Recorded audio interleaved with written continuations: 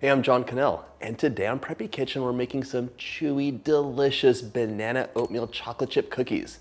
So let's get started. First up, preheat your oven to 350. This recipe has no chill and it's super fast. In a medium bowl, we'll combine the dry ingredients, starting with 1.5 cups or 180 grams of all-purpose flour. To buff things up, a teaspoon of baking soda. We're gonna add some lovely warming spices, starting with 1.5 teaspoons of ground cinnamon.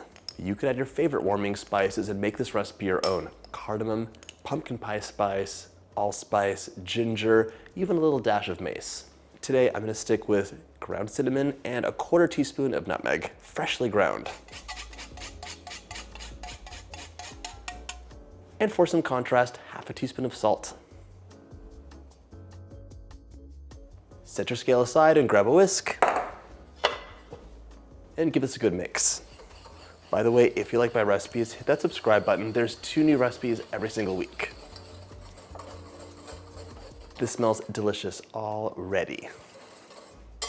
Set that aside, and it's time for the wet ingredients. Our banana oatmeal chocolate chip cookies, of course, need some bananas, so you want about 2 medium bananas. That's 1 cup or 250 grams of mashed bananas. 0.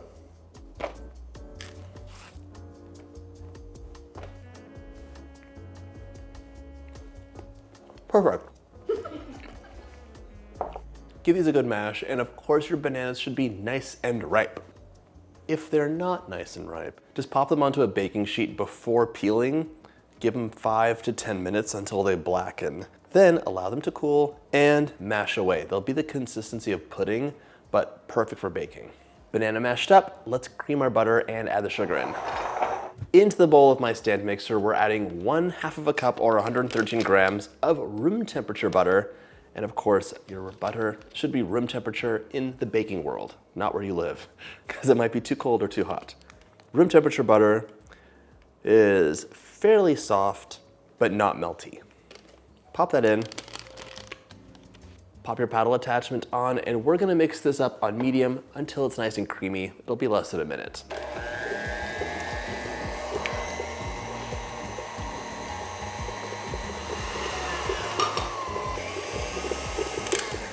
Nice and creamy, so it's time to add our sugars. We're using granulated and light brown sugar here, and there's a reason. 1/2 cup or 100 grams of granulated sugar. This sweetens and softens the cookies. And 3/4 cup or 165 grams of light brown sugar. Light brown sugar is, in my opinion, more delicious because it has the molasses and it has like a nice caramel note to it. However, it's like 1%, I think it's like water content is like 1%. Granulated sugar is like 0.02 or something.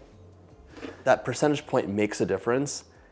If you use just brown sugar in recipes, your cookies will spread too much. So we use a combination of white and brown sugar for the perfect spread with optimal taste. Mix this up on medium until it's nice and combined, 1 to 2 minutes.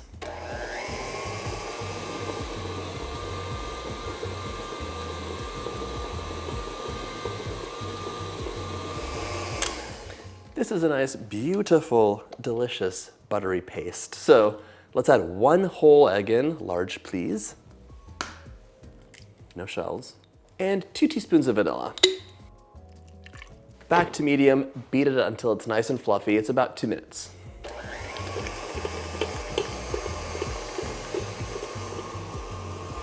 Well, well, well, look who's light and fluffy now. This is. So it's time to add some more ingredients in, starting with your bananas. Plop this attractive pile of mushed bananas in. ASMR-y. Scraping the bowl down, it was just kind of riding high, even though it looked perfectly mixed. Back to mixing on medium until well combined. It'll be very fast though. These cookies will be gone in a flash, but you can keep them in a sealed container for 4 days at room temperature, or you can freeze them for 2 to 3 months. This looks great. Time for our flour mixture, so plop that in. Mix on low until it's almost combined. I'm very fine seeing streaks of flour.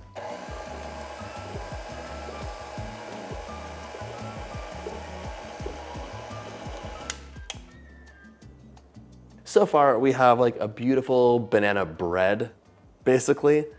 The oats will transform this into a cookie. They're gonna add that lovely chew, but I want a lot of them. 3.5 cups or 350 grams. As well as 1 cup or 180 grams of chocolate chips. Semi-sweet, please. Honestly, bittersweet would be good too. If you don't want chocolate chips, there are so many add-in alternatives.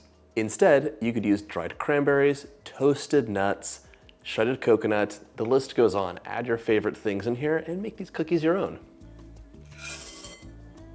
Let's add this in now.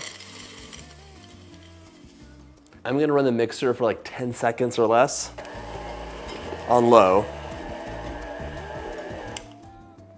and then just finish it off by hand. Scrape the bowl down and just give it a good mix. Because this mixture has so many different things in it, I wanna make sure there's an even distribution and there's not like a lump of bananas hanging out or solid chocolate chips. This has been successfully mixed up, so grab 2 rimmed baking sheets and line with parchment paper and a big scooper because we need 2 tablespoons per cookie. Scoop out 2 tablespoon-sized portions of this delicious cookie dough, and we're gonna plop this right onto our rimmed baking sheet with about 2 inches of space in between because they will spread.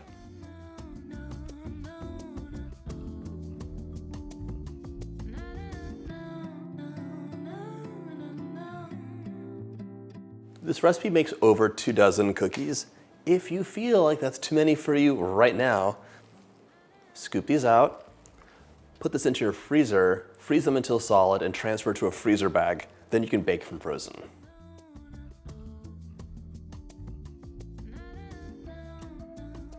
If you choose to bake from frozen, it'll add about 3 minutes of bake time, so just keep an eye on them.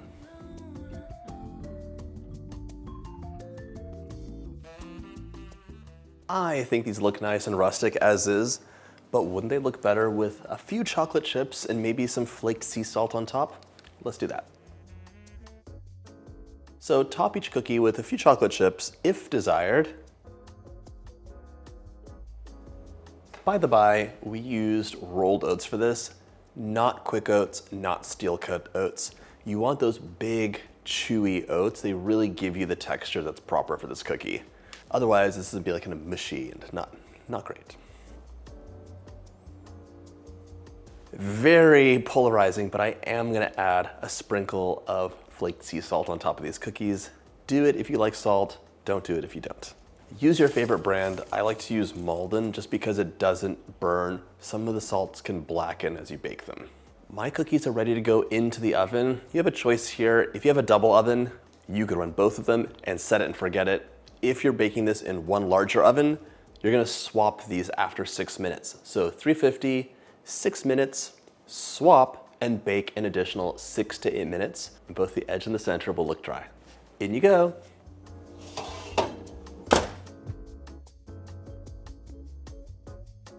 And just like that, your banana oatmeal chocolate chip cookies are ready to enjoy. Want a bite? Yes.